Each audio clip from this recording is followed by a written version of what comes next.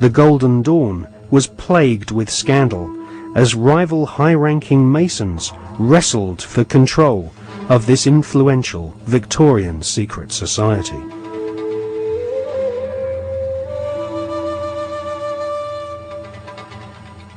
In 1891, Westcott lost control of the Golden Dawn to another high-ranking Freemason magician called MacGregor Mathers. Together with the poet W.B. Yeats, they devised new magical rituals and initiated the senior members of Britain's aristocracy. In 1903, control of the Golden Dawn was yet again seized by another Freemason called A.E. Waite. The rituals of the Golden Dawn were similar to ancient witchcraft. At the Old Bailey in 1901, two Golden Dawn associates, Mr. and Mrs. Horos, were tried for rape. They had used the Golden Dawn initiation ceremony to beguile their teenage victims. The Golden Dawn was nothing more than Freemasonry with added semi-satanic and sexual mysteries. The Golden Dawn still survives to this day. In 1987, a conference was held in London to commemorate the centenary of the Golden Dawn's conception. The conference was organised by the Hermetic Research Trust, whose trustees include the Marquis of Northampton, who is a prominent Royal Arch Freemason. Satanists do not take part in certain rituals with certain sounds in certain places and certain colours and certain, verbal statements. They don't do it because, oh, that'd be nice, let's save that, and then shall we have a bit of red, or what do you think? No. It's done because everything in this reality is vibration. Consciousness in this reality is vibration. Everything is a vibrational field. This is how astrology works. When we're born, where the planets are, they're sending out vibrational projections that are affecting the vibrational field that we are born into, and that's why we are affected differently at different times of the year. Therefore, they understand this, and they're manipulating these vibrational fields all the time to manipulate us. And so these rituals, just a pageant. It's like the Freemasonic rituals. You know, you talk to Freemasons, the vast majority of Freemasons not trying to manipulate anyone, not on a mass scale anyway. And they'll say, so what about these rituals, mate? Oh, I don't know. To do silly things, you roll your trouser leg up and bare your bloody breast. I don't know, it's some ancient bloody tradition. I don't know what it's all about. Anyway, you know, they do a nice dinner, so you only have to do it once. They don't realise that these initiation rituals are actually set up to affect the participants in a certain way that allows these other dimensional entities, which folklore have talked about for thousands of years all over the bloody planet, this theme of possession by demons. These are entities that exist just outside the frequency range of the five senses. Because, again, because of the suppression of basic knowledge of who we are and the nature of life, we become child's play to manipulate. For instance, people look through their eyes and they think they're seeing everything in the space they're looking at. No, they're seeing a fraction of it. They're seeing a tiny frequency range that the five senses can access. Just like if you tune to radio 1, you get radio 1. You don't get radio 2, you get radio 1. And this is why, if there was a cat in this room now, it might be reacting to what is to us here empty space. But it's not empty space to the cat because it has a greater visual frequency range. Right. Now, just outside the frequency range of the five senses are entities that are manipulating this five sense reality through these particular bloodlines. And one of the key places where this possession takes place is during these satanic rituals and gatherings, when the vibrational environment is created by the ritual that allows this takeover of the mental and emotional processes of these people to take place. And this is why you'll meet so many people who've known famous politicians and staff when they started in politics or before they came into politics. And they'll say, mate, that guy ain't the bloke that I knew. Well, mentally and emotionally, that's literally true in a lot of cases because of this possession that takes place. And people think it's kind of far-fetched and it's maddening, that may happen in Babylon, but not now. Well, please. That very thought is the greatest defense mechanism this grotesque conspiracy has to protect it. E questo generalmente se ecco, può legare il braccio, vede?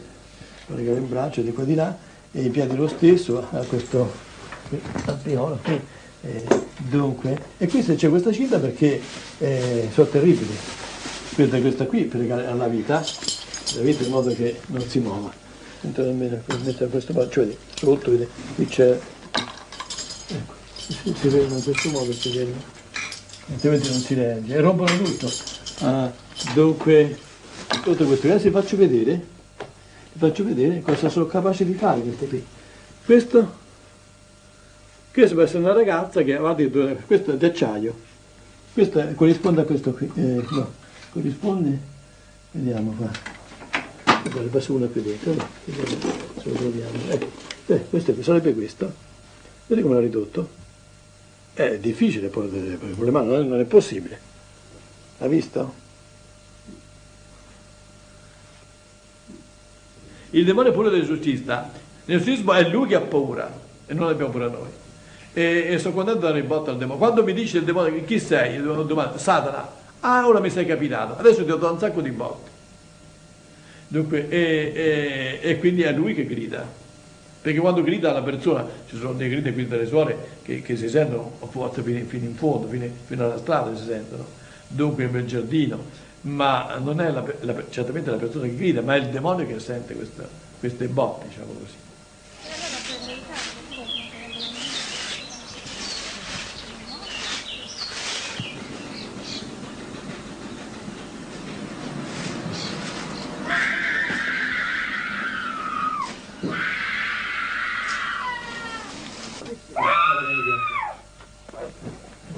Martina and her parents have been coming to see Padre Alfredo regularly for the past 6 months. The family has turned to the exorcist in an attempt to solve problems which have troubled their daughter since she was 8 years old.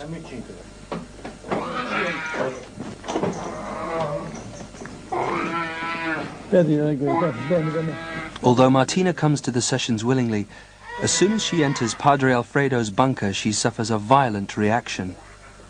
For her own safety, she has to be restrained before the exorcism can begin.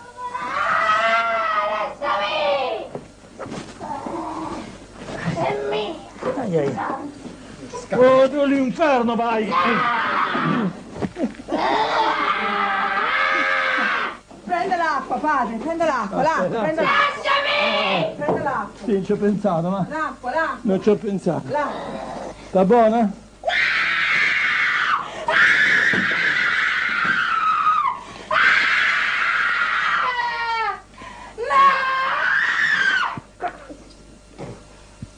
Sta buona, forza. Ci avevo pensato. Mamma. The exorcism consists of a ritual first formulated in 1614 and updated by the Vatican 2 years ago. Nel nome del Padre, del Figlio e dello Spirito Santo.